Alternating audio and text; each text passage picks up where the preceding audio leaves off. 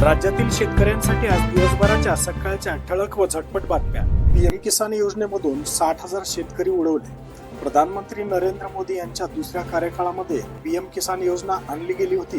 त्याच्या माध्यमातून 6,000 रुपये शेतकऱ्याच्या खात्यात टाकले जातात। आता त्याचे नियम कठोर बनवलेले आहेत। सध्या 60,000 शेतकरी या योजनेमधून बाद केले आहेत। या बादमध्ये तुमचं नाव आहे का? आणि पीएम किसान निधीचा हप्ता तुम्हाला जर येत नसेल तर त्याचं काय कारण आहे, यावर आपण काय केलं पाहिजे याबद्दल आपण थोडी माहिती घेऊया।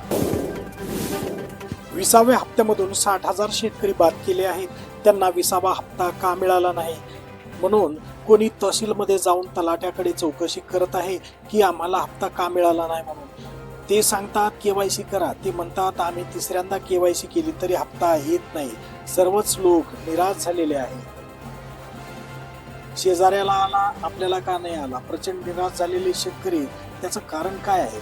तर कारण असे आहे, एक कुटुंब आहे ज्याच्यामध्ये पती आहे, पत्नी आहे, मुलं आहे। मुलाच्या नावावर जमीन आहे, पत्नीच्या नावावर जमीन आहे आणि पतीच्या नावावर बी जमीन आहे। एका कुटुंबात सर्वांच्याच नावावर जमीन असेल तर त्यापैकी एकालाच ह्या योजनेचा लाभ घेता येईल।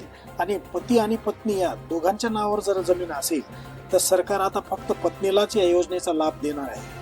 हे जे 60,000 लोक आहेत त्यांच्या पत्नीच्या नावे जमीन आहे, त्यामुळे नवरोबाला सरकारने डावलले आहे। सरकार लाडक्या बहिणीचे पण तसेच करत आहे। जिच्या नावाने शेती आहे आणि ती पीएम किसान योजनेचा नमो शेतकरीचा लाभ घेत आहे, त्या लाडक्या बहिणीला लाभ मिळत नाही।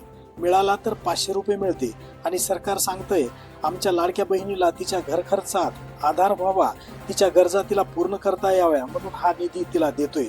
जर दोघे कर्मचारी असते तर त्यांना दोघांनाही पगार असता, मग या दोघांनाही हा निधी द्यायलाच पाहिजे।